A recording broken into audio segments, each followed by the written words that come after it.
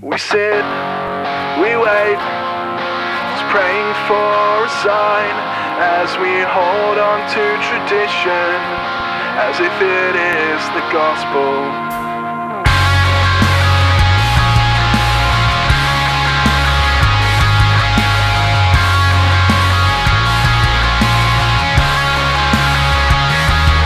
We sit, we wait, in need of validation. Just here for another episode of the Filthy Misfits podcast. Yeah, we've been banking up a whole bunch of them. It's really good that this project's been trucking along for a while now, the Filthy Misfits podcast. So welcome back to another episode, mate. Yeah. Hey, this is a significant day. This is the first ever crossover episode. Certainly the first ever crossover episode for Spiritual Misfits. Would it be the same for the Filthy Hope pod? It most definitely is. We've had plenty of guests, but never a full crossover event like this one. I feel like this is the Avengers Assemble moment in the Filthy Hope timeline. So this is exciting. So this is going to go on both of our feeds. That's so right. Hello, Spiritual Misfits listeners. Hello, Filthy Hope listeners. Yeah. If you don't already listen to both, I'm sure we have some overlap, but if you don't already listen to both, this is a great chance to connect with another podcast in the same little niche. Yeah, I was introduced to Spiritual Misfits a while ago, and it was sort of right at a similar time that Filthy Hope was just starting, and I sort of was taken aback by not how similar I think the shows are, because we're both operating in our own little niche, but just both working in very, very similar spaces. So it's cool that we've finally managed to make this happen, because I think hopefully both of our audiences will get a lot out of the other podcast if they haven't already jumped over. So yeah, for sure. Yeah. And it is cool to find people doing similar things in the same country. That's a big thing. It feels like there's so many podcasts that are doing somewhat similar things in other parts of the world, but a fellow Australian podcast for little faith fringe dwellers is a good thing. So Absolutely. Here's how to the people out there, we sent like a couple of messages in the last 24 hours. We don't have a huge plan here, but loosely we're going to like interview each other. We're going to kind of tennis match this, go back and forth. Because it's a true crossover. No one's. I'm hosting you. You're hosting me. We're all hosting all the listeners. Yeah. And we're gonna chat about, I guess, ourselves and our shows a little bit up front, and then like the meat we're gonna get into is a bit of a discussion about the good old topic of prayer. Yeah, that's right. Yeah. So I might start with you. For Filthy Hope listeners who may not be familiar with you, Will, tell me and our listeners just a bit about you. What does a day in the life of Will Small look like? Oof, a day in the life of Will Small can look like many a different thing. I sometimes describe myself as like my center of gravity is poetry. I'm a spoken word poet, but to be able to be a poet in the modern world, you can't really just live in a log cabin and write about flowers. You got to kind of construct some sort of creative life around that. So I suppose I view that kind of as a central thing for me, because I feel like what I'm best at and what I'm kind of called to bring into the world are well-crafted words, whether they are in poems or conversations, interviews, podcasts, make short films, do a bunch of things. So that's a kind of central piece. And then in and around that, the kind of little ecosystem that I've built, I lead a little faith community called Meeting Ground, which is where Spiritual Misfits podcast grew out of. And we are trying to be a church for anyone who has felt like a misfit in the world of faith, whether that's because they've experienced some form of exclusion, or whether it's because they just find that where they're at in their faith journey, there's more questions than answers, more doubts than faith, and it can be hard to bring that out into the open. So we're trying to be a community that's very honest and kind of raw, and hopefully a place of journey where people are met where they're at, and we go together on a bit of a pilgrimage to the places within us and around us where we can experience life and hope.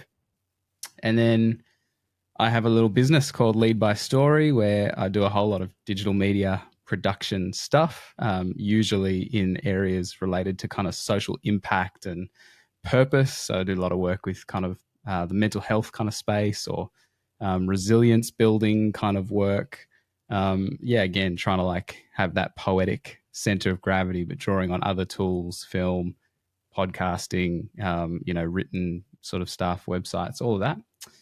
And then, as if there wasn't enough, I'm a dad. I've got 3 kids, married to Sam. We have 3 sons, and so a lot of life is family life, and just trying to figure that out as we go along. So there you go. There's a little bit of the life of Will. How about the life of Jonty Cornford? Who is this dude? What do his days look like? Well, the first question, who is this dude, is the question that I'm always trying to answer. But I guess a day in the life of me, about a month ago, I was commissioned as a pastor in the Uniting Church. I've been working in the Uniting Church since I was about 20. So I'm 25 now. First in a youth ministry role at a church, and now over time and through different placements have found myself as a pastor at Uniting Heart and Soul in Wallara, basically heading up this mission that we call Filthy Hope, which is at the moment almost entirely built around the podcast, but is growing and looking to continue growing into a cool little faith community around this idea of Filthy Hope. I think I really resonated with what you said about your center of gravity being a poet, because I think I would describe myself similarly as my center of gravity being as a writer. But like you said, there's so many things that you have to do in and around that to make that part of your creative identity flourish. And so when I have spare time, there's a novel that I'm writing at the moment. I'm hoping to get published next year. I write for screen as well. I've been pitching some screenplays around the place. Hopefully some of those looking at getting finance next year as well, depending on how those meetings go. That's very cool, man. That's kind of me. So it sounds like we're both in faith church world, trying to nurture communities while doing online stuff and being kind of creative, writing, filmmaking, all of that in the mix. Like we sound like we could be, alternative, like multiverse kind of versions of each other. I need to grow my hair out a bit longer, but yeah. I need some sweet glasses. I complimented you before we hit record on your sweet glasses. Yeah, for people that are listening and not watching, I've got my blue light lenses on because I'm in my cave and I don't sleep at the best of times. So try to keep that harsh computer light out of my eyes. But, yeah. Very nice. Hey, so what is so filthy about this hope? That was the number one question I wanted to ask you. Like, where's this hope of yours been that it's just got dragged through the filthy mud? Could you explain that name a bit more? Absolutely.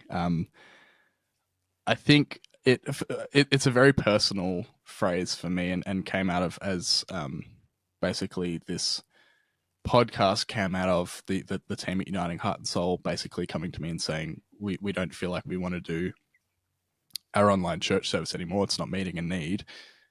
Can you think of something for us to keep engaging in an online space? And this phrase, Filthy Hope, came to me. And I think it came to me before I fully understood why it resonated with me. And over time, it's been a journey of really discovering what it actually means. And I think over 18 months now into doing this project, basically it came out of, for me, becoming an adult, leaving high school, going into the big scary world of being an adult, and suddenly realizing that, well, there are a few key moments along the way, realizing that the faith and the hope that had been given to me by my parents and by my church community, growing up in the church, didn't hold up under the scrutiny and the pressure of life and of some of the stuff, the universal stuff that we just inevitably we'll brush up against when we go through life as an adult. And so formatively for me, there was probably about a year of really interrogating and unpiecing my faith, not in a way that was malicious in any way, but really in a quite earnest, I value faith, and my relationship with Christ has been the most important thing in my life up until this point. But all of a sudden I find myself in a place, I'm asking these big questions, or they're being asked of me, whether or not I want them to or not, and I don't have good answers. And so Filthy Hope has sort of become this name for the faith that I now have, that still holds the kernels of that childlike faith that you inherit from your parents when you grow up in the church, but coexists and is rigorous enough to withstand the pressure of some of the filth of life, I guess, is where those two things come together. Yeah. I like that. Like it a lot. Yeah. And maybe for our the Filthy Hope camp, talk to me about Spiritual Misfits. You said it was for people who find themselves on the fringe. It resonates with me on such a similar level as this phrase, Filthy Hope. Could you tell us more about that? Yeah, well, basically every person I interview, I start with that question. And we're almost doing it in reverse here, because I feel like you kind of just almost gave an answer to the question, which is, do you resonate with the idea of being a spiritual misfit? How does that connect as you think across your kind of story, maybe your faith backstory? And what's fascinating is so many people, they see something in that phrase that connects with them, but it's so diverse. So for some people, the experience of being a misfit is something they identify with just in terms of the way the world is, whether through their neurodiversity or whether through, their gender or sexuality. There's a sense that from early days in my life, I felt like I didn't quite fit, but I've always been spiritual. And then there are other people who maybe like me, I would say it's almost the other way around, where I feel like I have generally fit well throughout my life, partly because I'm a straight, white, Christian, middle-class male. I've got all the things kind of going for me in terms of the way our systems have been designed. But over time, it's felt like my spiritual journey has led to a deeper sense of discomfort, as I found that either my belonging seems to be in some ways part of what has led to the exclusion of others, because like I just said, there's so many of our systems are kind of designed for a certain group of people to flourish and thrive, while other groups of people are kind of not thought of or are ignored or forgotten. And then I suppose for people like us, Jonty, who have kind of been in church spaces, those questions can intensify when there's a part of like my work life or my job is, connected to being a pastor or being a person who's supposed to know about this stuff. And that was where a lot of it kind of began for me. Was I was working as a pastor at a church for a number of years, and it did naturally evolve into the work I'm doing now. There wasn't like a sort of breakup or like a kind of negative end to that. But there was this increasing sense that like you kind of pull back the curtain, you see things from a different side, and you start to question, some of the Sunday school answers or some of the just kind of the destinations that people you're supposed to kind of herd the sheep towards. And you start to wonder like, I just don't know. I'm confused, or I'm having my own little faith crisis. So I suppose Spiritual Misfits is a very broad umbrella term for anybody who values, in whatever way it looks like, a sense of their spirituality, their inner life, their inner world, maybe based around the ethic or the life of Jesus, but for whatever reason have felt like they have found themselves in some of those edge spaces, those in-between spaces, which so often we find that those are actually places where, the light is coming in through the cracks and life is to be found, and the filthy hope is actually the beautiful, authentic, real hope. So it's all a bit of a paradox, isn't it? We had a guest on the show on Filthy Hope about a year ago now who use this phrase that has stuck with me so intensely that speaks exactly to that you're sort of speaking to, that the God stuff, the really exciting, moving, intensely spiritual mountaintop moments often happen on the edges and not in the middle. And he goes on to talk about the fact that whenever the church turns up anywhere, regardless of the intentions, whether good or bad, it becomes the middle. And God stuff actually happens on the edges. Which still I unpack on such a regular basis, just on what the implications of that might be in how we engage with people in spaces of spirituality and faith. Yeah. Yeah. I think at a broader level, you know, like our culture, like as part of like a kind of developed part of the world and culture, there's a high degree of comfort in 21st century life in a place like Australia. Not for everybody, but for many of us, our lives are pretty comfortable. And church can often just mirror that. You know, church can often be another kind of version of comfortable middle class Australian life, just with, you know, the Jesus stories sprinkled throughout. And yet, I think, again, going beyond like religion and spirituality, it's actually like discomfort that is often what grows people. It is actually the right level of challenge that leads to creativity and innovation. And, you know, it's that whole like balancing where like we don't want people to be crushed. We don't want people to be unnecessarily excluded, but like the good stuff actually happens in the tension points. And so I do think there's something there about like, you know, whenever we get into like the comfortable cushy zone, it's a bit of a dangerous place to be.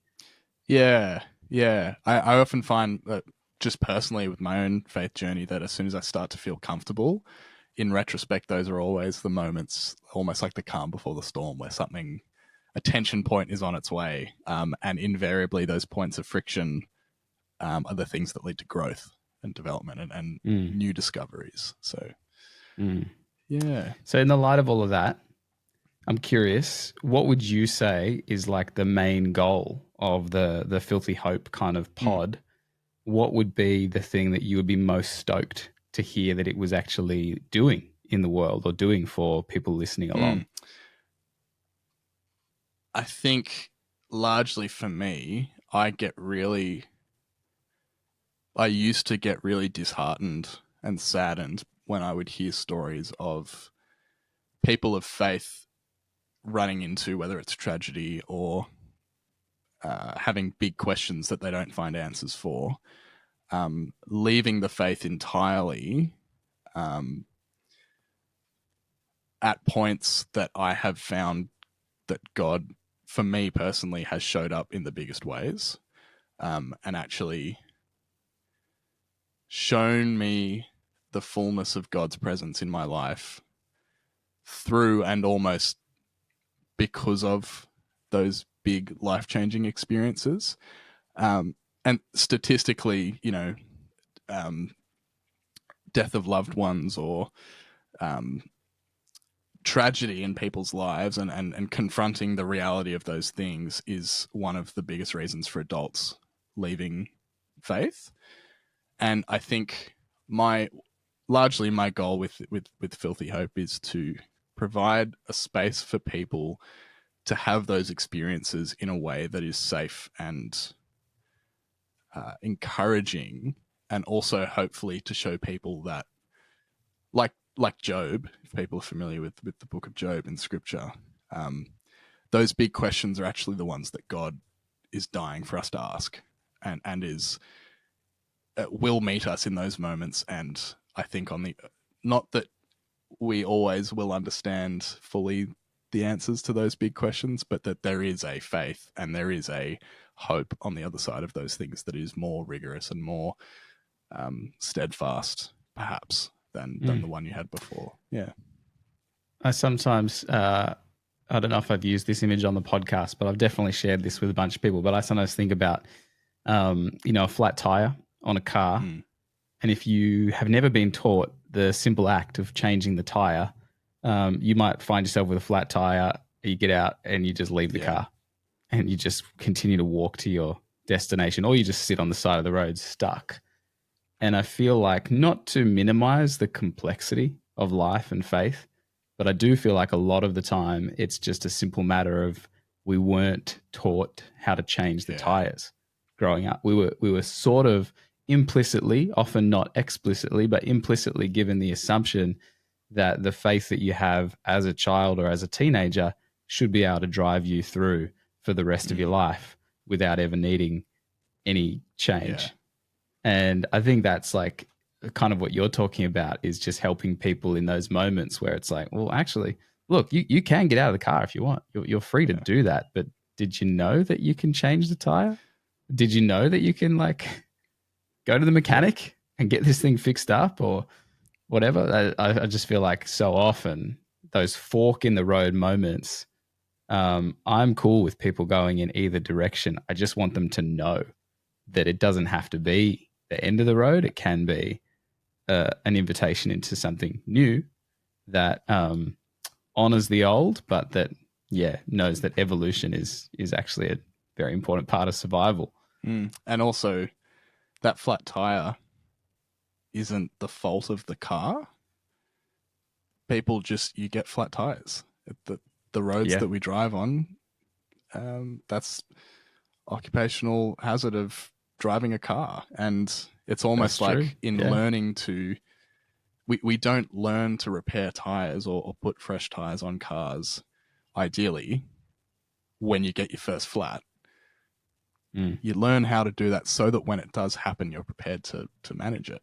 And I think, like you say, we're not particularly, in a lot of church spaces, or faith adjacent spaces, we're not particularly well prepared for the flat tires when they come, and we kind of can panic and go, oh, it must be the car's fault. Jump out. Yeah. I love the phrase occupational hazard, like that you used a moment ago, because I do think like there's just no avoiding like so much of the experience of being human. It has these elements that I think whether people are like identify as religious or not, like, just like warning, this life contains religious themes and warning, no matter where you go, this life is going to throw you some existential angst and crisis. And if you don't have a community or practices or frameworks to help you move through that, you'll kind of just like move sideways. You'll change lanes without moving forward. And I don't want to thrash this metaphor too hard, but I think that there's a lot of room for forward movement from wherever your current space is, no matter how much it feels like you might be stuck or you might be at the end of a road. We got to keep moving. Yeah. I'd be curious to hear from you as well, maybe, and you've already spoken a lot about the Spiritual Misfits space, but similarly for you, what are the big things you want to achieve? What are the goals that you kind of aspire to achieve in the Spiritual Misfit space? Yeah, I think the highest level of clarity around what I think is like winning for the podcast is just to help people feel like they're not alone. It's not to, it's not to ensure that people end up in a certain place. It's not to, make sure that those who deconstruct reconstruct. It's to make sure that wherever people are at, whether they're in church, leading church, left the church, Christian, agnostic, of other faiths and worldviews, the worst thing is to go through those moments of angst and kind of crisis, or even just normal life, feeling like you are alone. And that's one of the unifying things of the broad term of spiritual misfit, is most people that say they can identify with that, at some point they felt a bit isolated and they felt a bit alone. So I'd say that like a big part of the podcast, and that's why I love podcasts, is you feel like even from afar, you're kind of sitting in the room at the table with people who are just normalizing your experience and articulating questions that you've had. and helping you maybe to just hang on. So yeah, that's kind of, and for me, it's like in that sense, and it sounds like this is probably similar with you with how you introduced your pod at the beginning, but the goal is not to make content. The goal is for any content that is made to facilitate connection and community. But those are the goals. And it's just one tool to help, get people into that connection. 100%. Yeah, definitely resonate with that. Yeah. So should we have a bit of a chat, a bit of a filthy misfit chat about Let's prayer? do it. Yeah, let's do it. So I was thinking it'd be interesting to hear, and I suppose in the nature of a filthy misfit chat, like we probably don't need to say this, but I think like obviously part of both of our podcasts would be just valuing honesty, authenticity, kind of no BS. Yeah. So an unfiltered conversation about prayer.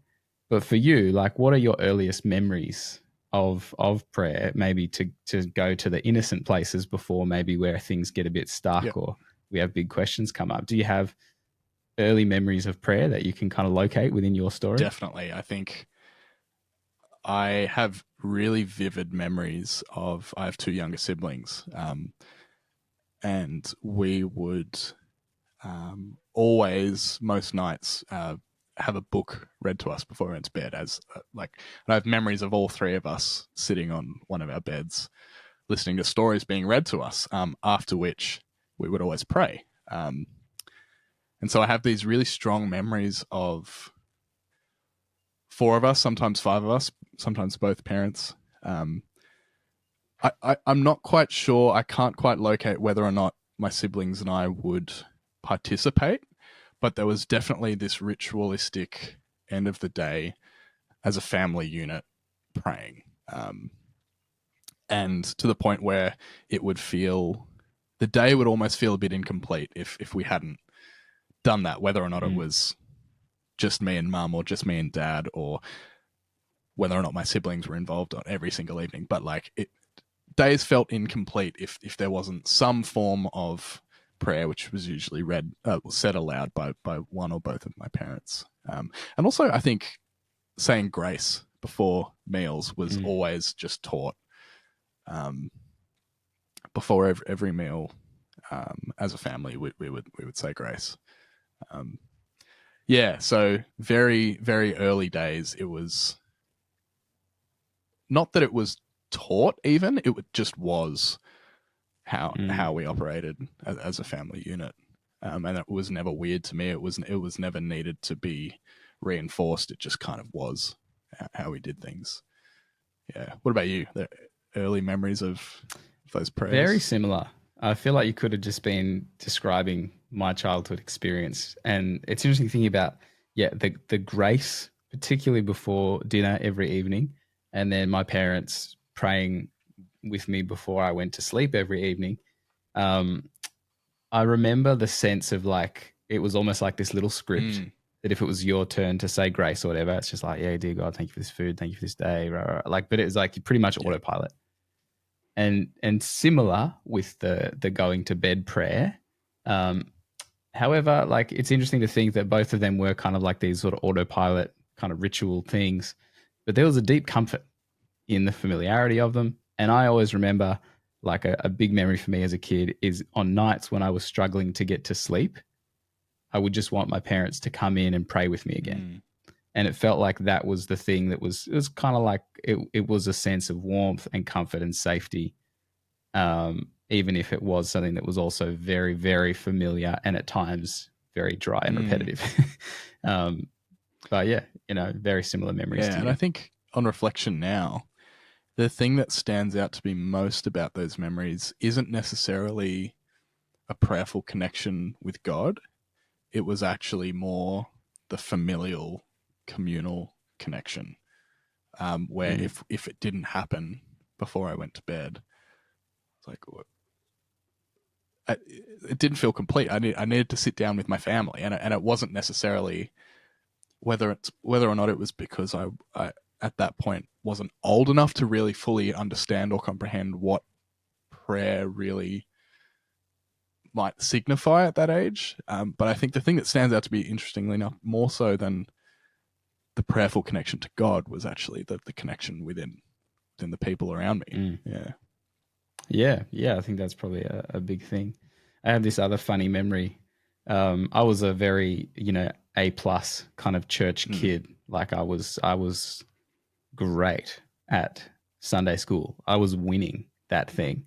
And I like, one of my little anecdotes from childhood, I have 5 siblings, and one week my parents drove home and they left me at church. And I had this real sense of just having my little Jesus moment, being at my father's house, just playing handball out the back or whatever with some other kid.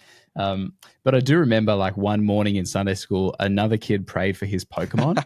And I think it was probably one of the first times in my life when I did have, like, it wasn't like a deconstruction moment, but I had this sense that I was like, dude, you're not supposed to pray for stuff like that.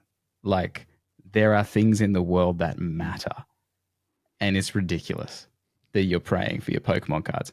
Now I look at that and I'm like, oh, what a judgy kid I was. Like, that other kid, like, it obviously mattered to him, and that's fine. But it was one of those funny, like, I think you do quickly, or at some point, come into this tension with prayer around what is acceptable prayer, what is holy prayer, what is like prayer that's going to work versus like self-centered prayer. I don't know, all of those things. Maybe, like, before we get into that, I'm keen to hear, as you did kind of, come into teenage years or young adult years or whatever, like, have there been like prayer experiences for you that have really felt like they have been transcendent moments, or they've been moments that have like broken through that kind of monotony or familiarity? Like, what have been some of your other experiences of prayer throughout the years? Yeah, I mean, I've been quite lucky to be, as a teenager and as a young adult, kind of grew up through a church community that put a fair amount of focus on providing spaces that were not just the sit down, hold hands and pray. Not that it sounds like I'm disparaging kind of that traditional quiet prayer experience. I'm definitely not. Has been super valuable for me as well. But I've been really lucky that I've had more than a few really cool transcendent experiences of prayer that stick out to me, not just as moments of prayerful connection. I've used that phrase already. I think it kind of works for me at this point, but also that stick out as unique.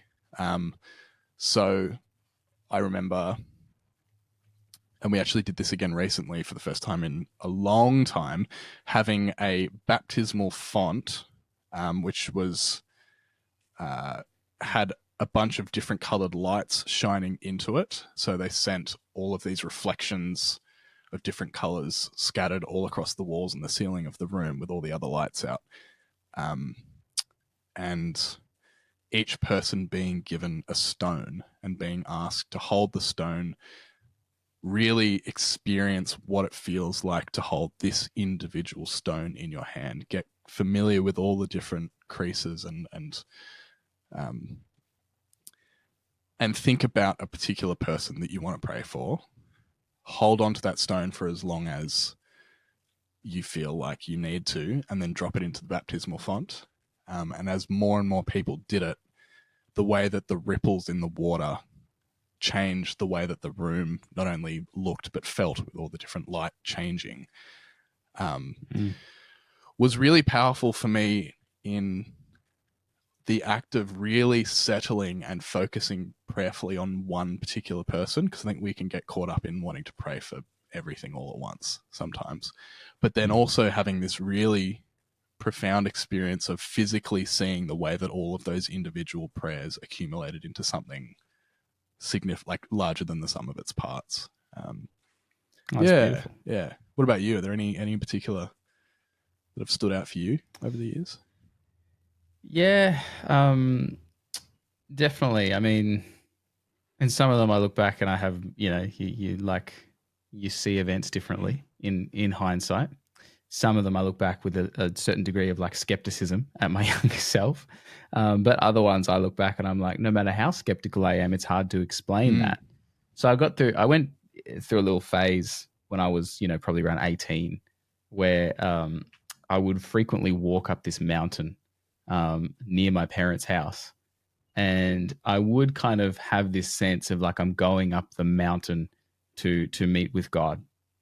And, you know, I had all the angst of a late teen. My concerns that felt big to me at that time currently feel quite silly. But I would go up there and it would be this sense of like I'm going on a bit of a journey. There's a walk, and then I'll sit up there. I'll sit on a rock or something, and I'll like just, you know, kind of pour my heart out. And again, I look back on it. There's kind of a mixture of feelings, because a part of me is like, what a beautiful thing to go out in nature, to go for a walk, and to have a sense of expectation that I would be met by divine presence in that space. And one of these times I was walking, and I had this word kind of just drop into my head. And the word was shabak. Now, it's like a Hebrew word. I actually didn't know this word. I'd never really heard this word before, and I had to Google it afterwards. And when I Googled it, it basically is this word. I'm pretty sure that was it, but it meant to praise God with a loud voice. So I get to the top of my mountain, and just by myself, 18-year-old kid standing on the mountain, I just called out like words of, you know, affection for God. And before that point, I was stressed and I was worried about stuff. And like this word in a different language that I didn't know kind of dropped into my head that was basically like a redirecting of my inner angst towards something greater than myself. So that's probably one moment that stands out as quite significant. Yeah, like again, just kind of hard to explain what's going on there in terms of the just purely the brain when you've got different kind of language involved.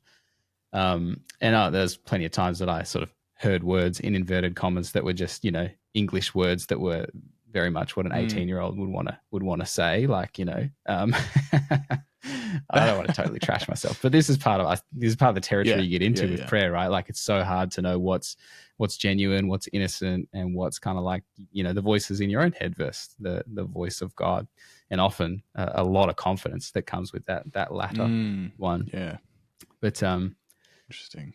Yeah.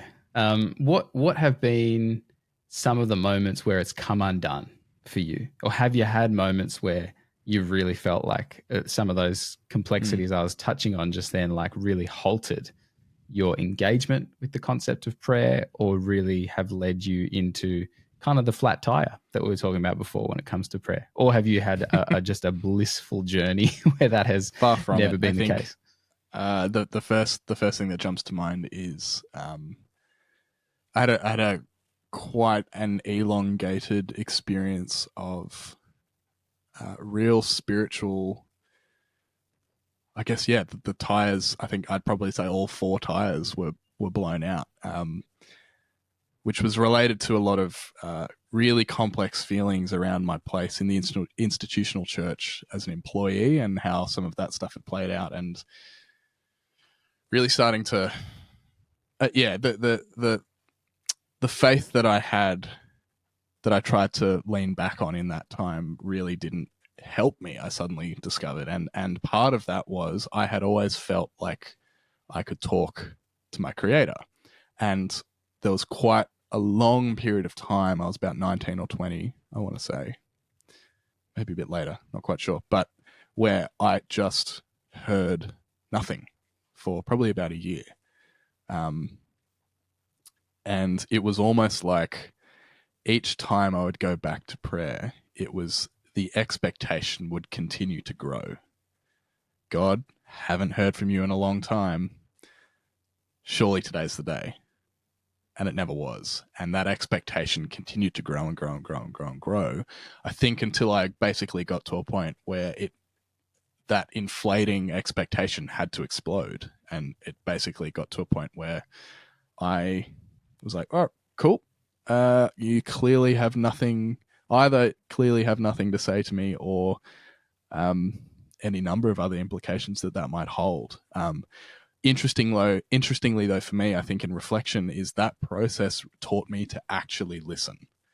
Because I think whether intentionally or not, over the years, I had been taught or I had learned that prayer was me coming to God with a bunch of stuff that I needed to say, and was never actually leaving time or space to sit in the quiet and listen for what God might be saying. So, yeah, I think that was a really important lesson for me, but was a long period of time of really painful, expectant prayer that didn't seem to be going anywhere. Which actually, like I said, led to this discovery of something that I probably needed the whole time was Jonty, just shut up for a sec. Just stop, sit, be still, and listen. Which now is a really, really important part of my spiritual life is and I still don't think I find the time to do it as often as I would like or as I need, but just stopping. And a lot of that is related to things like mindfulness and meditation as well. Some people like to make distinctions. I actually think that as a person of faith, they're quite intertwined in how I approach communing with God. Yeah. Oh yeah, big time. Yeah. Well, I had a few moments where the prayer wheels kind of fell off or got challenged. One, when I was in early high school, I had a lot of friends who were like Pentecostal, and I was a little Baptist. Prayer was pretty sensible, but a lot of my Pentecostal friends, they were big on speaking in tongues, and there's kind of more like overt expressions of like hyper spiritual prayer. And I went to a friend's church one Sunday morning, and it was one of those churches where there's a strong emphasis on basically the sign that you have the Holy Spirit is speaking in tongues. And the pastor gets to the end of the message, and she's kind of saying, do you want to speak in tongues?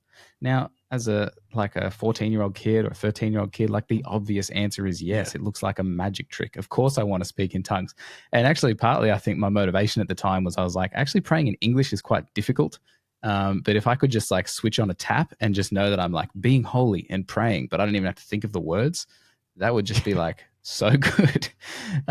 It would take out the work. And so I go forward. I'm like, yes, I want to speak in tongues.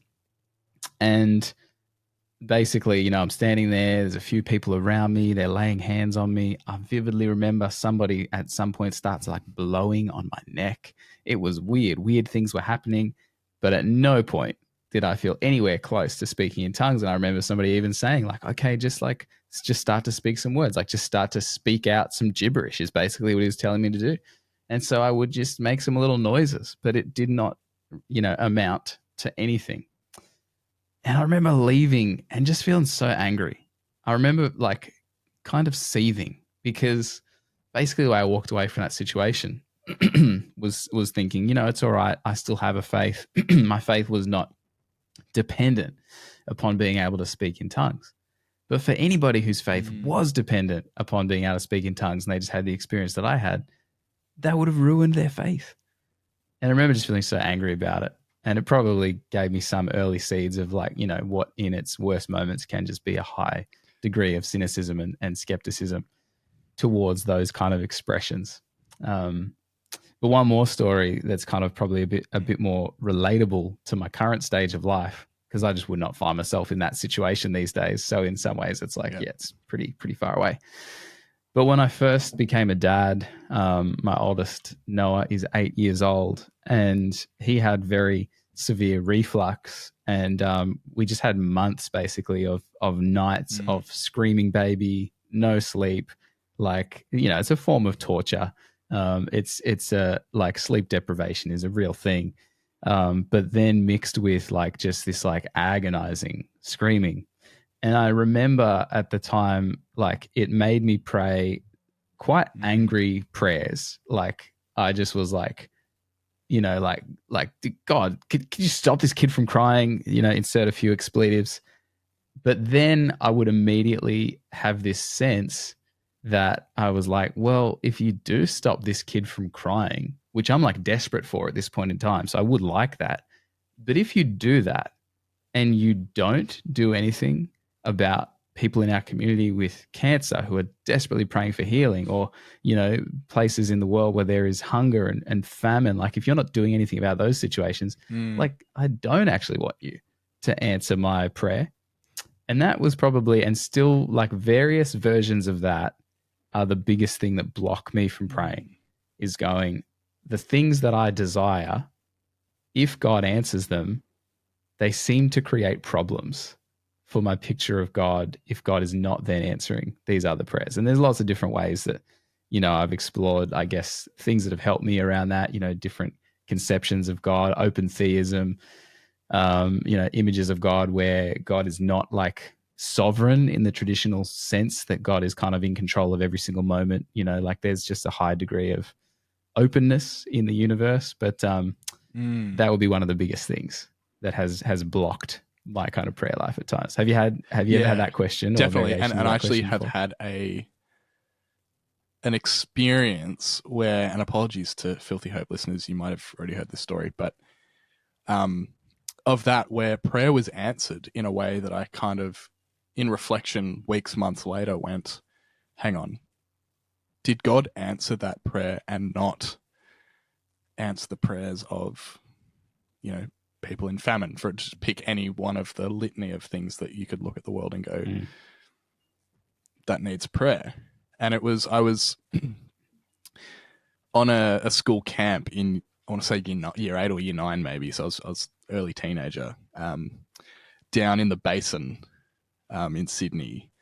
Really, and we'd been hiking all day. From memory, it might have been like a sports science camp or hike. So we'd been hiking all day. We'd set up camp down there for the night, and sort of late afternoon, we're out in the water, which is kind of knee deep, really flat, long stretches. So it was, chucking a wahoo around and having fun. The school chaplain at the time was there on the camp as well. We were just having a good time hanging out. We were quite close at the time. He was sort of one of the first real mentors that I had. And to cut a long story short, we're sort of walking back for dinner, and I'm chatting to this guy, and I suddenly feel this sharp pain in my foot, and I look down, and there's blood filling the water. And I'm like, oh, this isn't good. And then I see what in my memory, over 10 years ago now, was about probably a 30 centimeter stingray emerge out of the sand and swim off. So what had happened is basically I'd stepped on a little stingray that was just chilling in the sand, and it had stung the inside of my heel. And quite luckily, stingray barbs usually will lodge themselves into whatever they sting, but it had just sort of nicked me on the way past and swam off. To this day, it's probably some of the most intense pain that I've ever experienced. It was crazy. Had to have a couple of goes on the whistle in the ambulance to even make a dent in the pain. But the crazy thing was, it took a while for an ambulance to arrive, because we're down in the basin. So they were like, "Do we need to get a chopper in?" But there was a 4-wheel drive that had to come all the way down the trail. Yeah. So it took a while. So I'm lying there in a lot of pain for. From memory, it would have been an hour or two. Like it was quite a long time. And the chaplain says to me at one point, "Can I pray for you?" And at that point, I was so out of it. Like I'm chewing on shirts to stop myself from like chewing on my tongue and stuff like that. I was just like, "Sure. Do what you want. Like, if it'll help, I don't really care at this point. Just go for it." As soon as his hand touched my leg, pain instantly vanished from my foot. And then as soon as he took his hand off again, the pain immediately came back. Now, I don't know if that was the power of prayer manifest or if that was some sort of placebo effect. Who knows, right? But for me, in that immediate experience, suddenly prayer became really real to me. And I've never had an experience like that again. So I don't know how that, I still haven't quite, figured out how that affects my understanding of prayer. And then obviously I'm like, "You're coming in the ambulance with me. Do not go anywhere. Put that hand back on my, yeah, give me that hand. Come on, magic hand." And so, but then, like you say, in reflection later on, I kind of went, I don't understand why God would hear that prayer and act on behalf of that prayer, or if it all different conceptions of how the mechanics of that would work, and then not act on prayers that in my eyes would probably be more important in some sort of legalistic way. And I've heard similar stories from people, like I have a friend who works as an OT, just has one single experience where a prayer had immediate effects on someone's health. And you kind of go, why does God act in those spaces and, in the other spaces where people pray and pray and pray and pray and pray as a community over someone who's really sick and it doesn't work? Have you listened to like Thomas J. Ord or any of those kind of recently actually read his book crew? God Can't, which was really interesting. And I'm still kind of wrestling with that as well, and in how that kind of informs this space. Which for people that may not be familiar, he posits this idea that God's love is an uncontrolling love, and so therefore God actually can't step in and stop suffering because he has handed over the reins of free will to us in an act of love. But was there more adjacent to that Thomas J. Ord stuff? Yeah, well, I am not sure. And I've had various episodes of Misfits where I had Trip Fuller on the podcast, and he's one of the big proponents of, process theology is what it's called. But yeah, this very like the world is genuinely open. There are always possibilities. God is always leading things in the direction of love, but there are genuine choices about whether or not we participate.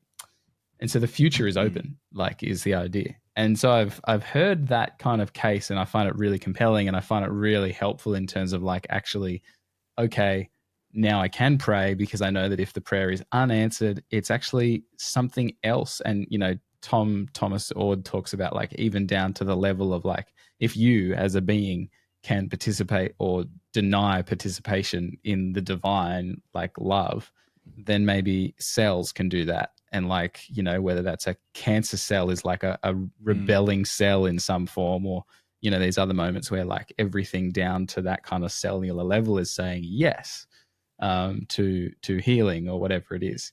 So I do find some of those images very compelling.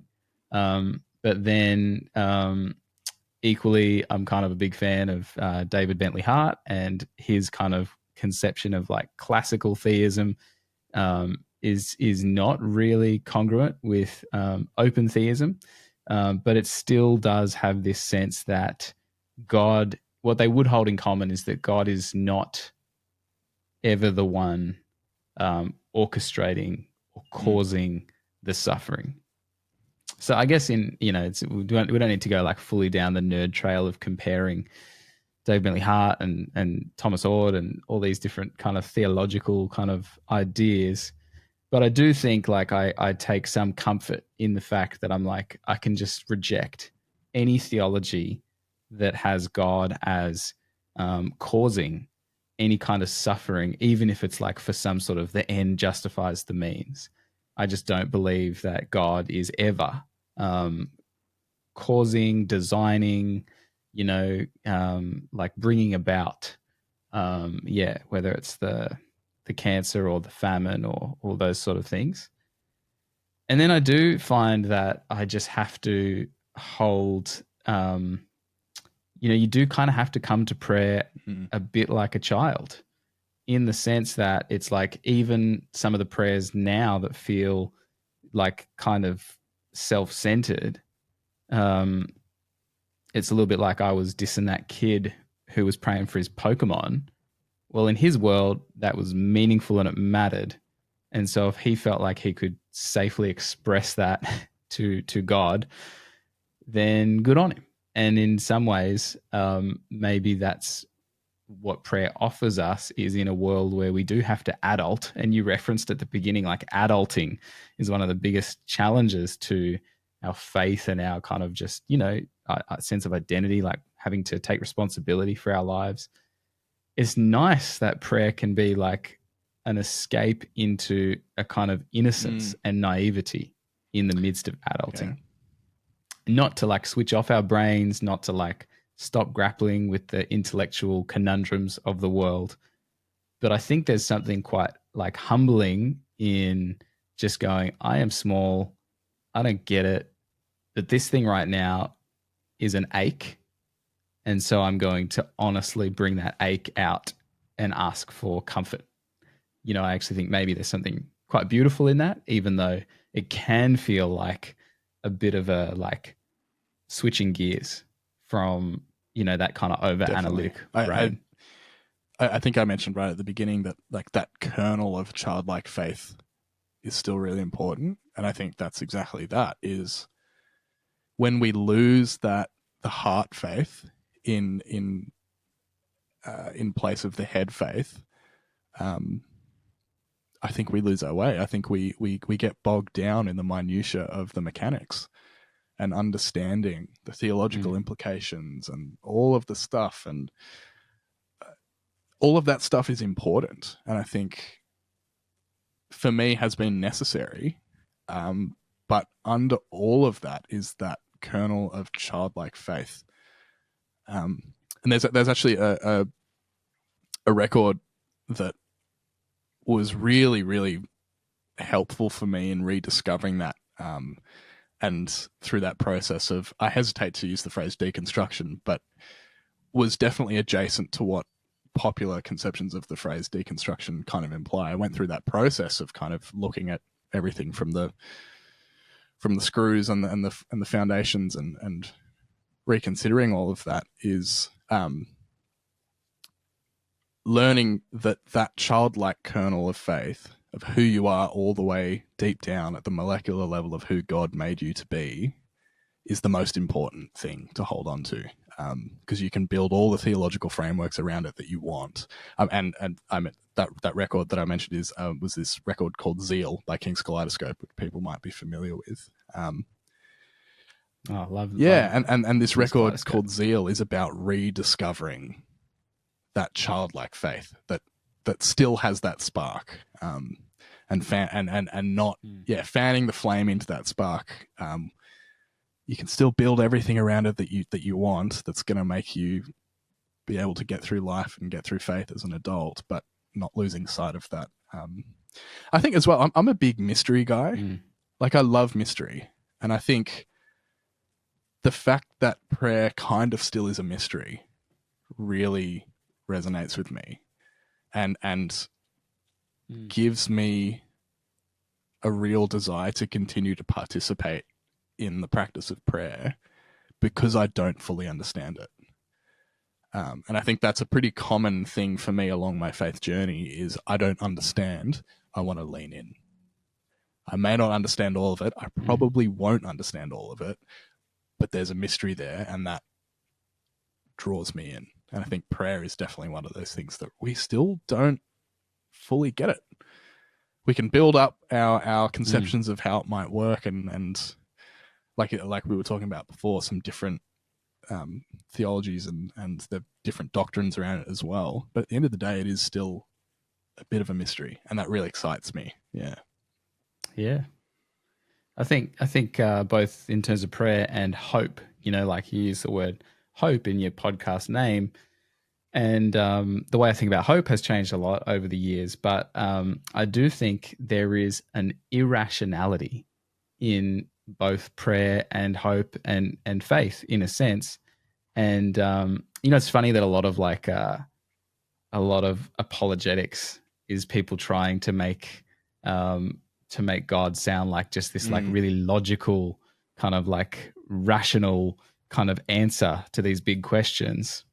And a part of me wants to say that actually all of this stuff is quite irrational, but in a beautiful way. And what I mean is, like, in terms of hope, like, the world is such a place of, like, logically right now, such a place of despair. There are so many things happening that it feels like to actually act as if there is a good future, to actually act as if peace is a possibility, to actually act as if we could see a world that reflects the ethic of the kingdom of God. None of that is guaranteed. And often it feels like all of that is actually, like, when you look at these very big kind of, we could call them principalities, or we could call them, all the isms in the world, the capitalisms and the racisms and the, just patriarchy and all these things that feel like sort of insurmountable, kind of, the growing gap between the rich and the poor. Like it's very easy to paint a picture of the world that's, like, well, why would you bother doing anything?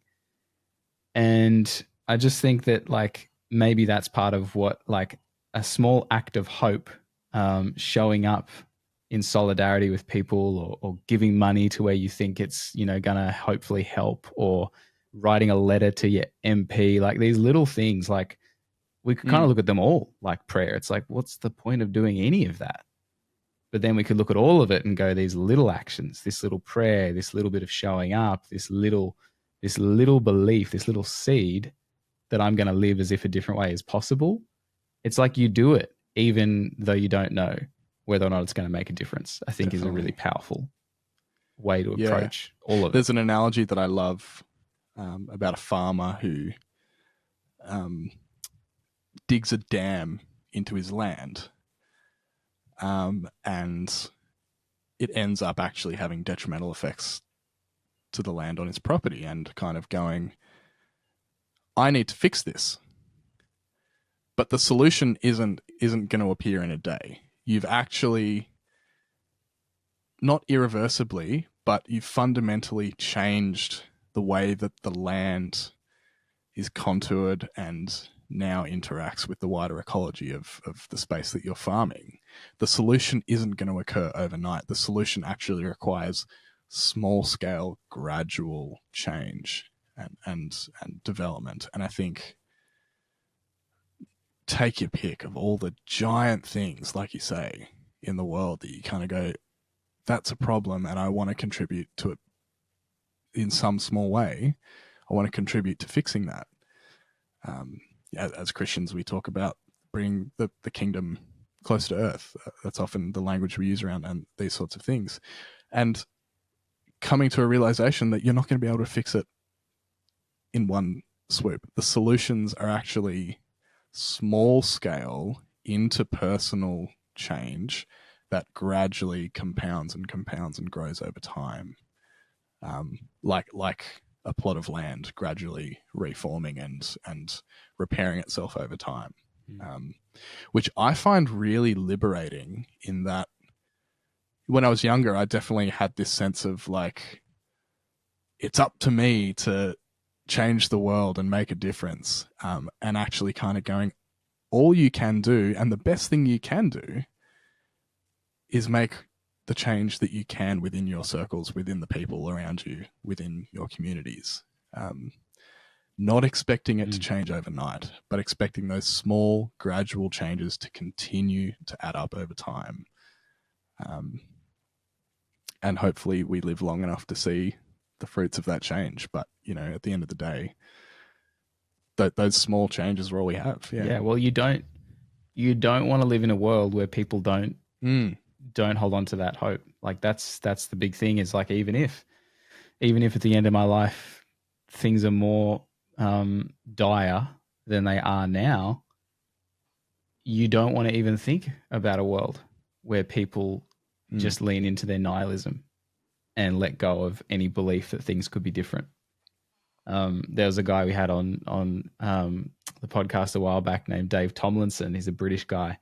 And he talked about how he defines hope as defiant imagination in the face of despair. And I think you could even call prayer that, a defiant imagination in partnership with the divine in the face of despair. Let's imagine that things could be different, and then let's participate. And I suppose that's the only other thing I'd want to say is that, I probably these days view prayer as inseparable from the rest of life. And so whatever you're praying for, work for and pray for and participate in and move towards and turn your heart and your hands and your mind towards in all the ways that you can. Because I think sometimes it's kind of like, well, I'll just go and say my magic words, and then I'll continue to live in a way that actually doesn't do anything about some of those big things that I have a body and a mind that I can align with the prayers I'm praying to actually embody. What a different way. It just reminds me going all the way back to the beginning of this conversation around some of the prayers, like our experience of prayer when we were younger. I'm sure everyone has had some similar form, if they were a praying person when they were younger, of, oh, I haven't studied for this exam. God, can you magically make me not fail this exam? And then you fail. And you're looking back in retrospect and go, what did you think was going to happen? Your life didn't match the prayer. You didn't do the work, so of course you didn't pass that exam. And I think that's quite a small scale. I say that kind of facetiously, but like, you're right. I think if our lives aren't pointed and our actions in the same direction of those prayers, not that it won't happen. I don't think, again, it's a mystery. We don't know. But I think, there's certainly something to living in a way that points towards the result that we are praying for. Well, God could just as easily turn around and say, well, do you really want it? Like if you're gonna say you want it with your words, then how about say you want it with your actions? Otherwise, which part of you is praying? Yeah. That's another way of looking at it. Like, right? Like if prayer goes beyond just the words on your tongue, what are you really desiring for? What are you really orienting your life around? And I think if you, again, think about prayer in that kind of bigger sense, it's like if my life is aligned through the listening, through the waiting, through the words, through the actions, if it's aligned in a direction, then the whole thing is a prayer. That direction would continue to increase and would continue to, be a reality rather than just a There's a dream. song by Edward Sharpe and Magnetic Zeros called "I Don't Want to Pray." It's great. I love that song. And it's this idea that my life should be the prayer. Which I think encapsulates that idea really, really beautifully. Yeah. They're tapping into what could be described as the apathetic stream of theology, which is kind of negative theology. Have you heard of apathetic prayer? Okay, well, we can finish with a little prayer nerdery. But, if you're interested in contemplative forms of prayer, the sitting and the listening and the waiting, I think this kind of came out of, some form of Catholic spirituality hundreds of years ago. But the apathetic is basically prayer that negates what we normally. So I'll give you an example. It's hard to explain without giving an example. But if we would normally say that God is strong, we have a particular image that comes into our mind of what strength is. And that image has some truth to it. But by being this image of God as strong, it actually overshadows the idea that God is also not strong. So the second phase of an apathetic, like contemplative prayer, whatever the thing is that you're dwelling on God being, you pray the negative. God is not strong. And then this is where it gets quite mind-bending. But the third thing that you would then dwell on and meditate on is God is not strong, because not strong is a category. And the whole point of apathetic prayer is to realize that every conception you have of God is a category, is a box, is an idol. And the goal of that kind of prayer is to rid yourself. And there's a guy named Meister Eckhart, who was a 15th century contemplative monk, who basically his whole thing, he might have even been like 13th century. He's old school. But he said, God, rid me of God. And what he meant is, God, rid me of my conceptions of God that place you in a box, that help me to think that I've got it figured out. So it's a whole thing. Look it up. But it's this idea of the prayers that help you to intentionally break the kind of the constraints of the metaphors that you have when you think about God, and to remind yourself that whatever box you put God in, a bit like that whole, like wherever the center is, the edge just rearranges. Anytime that you think you've got any of this stuff figured out, you need to remind yourself that you are a mere speck of dust dancing around cosmic. Yeah, it's the line at the end things. of Job, therefore I repent into dust and ash. Yeah. That's very cool. I'm definitely going to have a look at that and dive in, because that sounds really interesting. Yeah. Yeah. It's been fantastic. Well, man, it's been fun. As Filthy Misfits always is. Yes. Love a good filthy misfit. It's funny because it takes out like hope and spiritual. It's an example of apathetic, right? Because like hope and spiritual are the positive words, but filthy misfits is like, nah, we're just dirty little little. Yeah. I don't know. You get the idea. It's a fun image. Yeah. Hey, those scumbags. Sounds like you're pitching another podcast to me. Yeah. Cool, man. Well, you got any final words you want to say to our dual audience? I mean, other than I hope, I look at the Spiritual Misfits community as a participant, and I just think it's wonderful. And just my hope and prayer is that it continues to be a blessing to both you and all the people in the community, because it's certainly something that 5 years, 6 years, 7 years, 8 years ago, I would have really, really benefited from. And if you decide to jump over and check out Filthy Hope, we can't wait to have you, and I'm sure we'll cross paths again in all sorts of different formations of all these different projects and conceptions of what we're doing. And thanks for being so generous and making this happen, because it's been fantastic. Oh, awesome, man. All of that right back at you. And love what you're doing, and keep on bringing that filthy, hopeful goodness likewise, out man. into the world. And everyone listening, go and chuck us 5-star ratings and reviews. Absolutely. Across both, everywhere. Thanks, Will. Thank you. You're lovely. Yeah, you're all listeners. fantastic. All right. The end.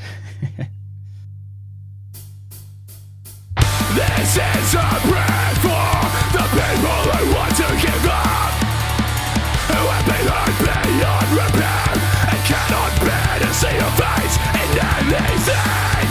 Find peace in letting go of the guilt that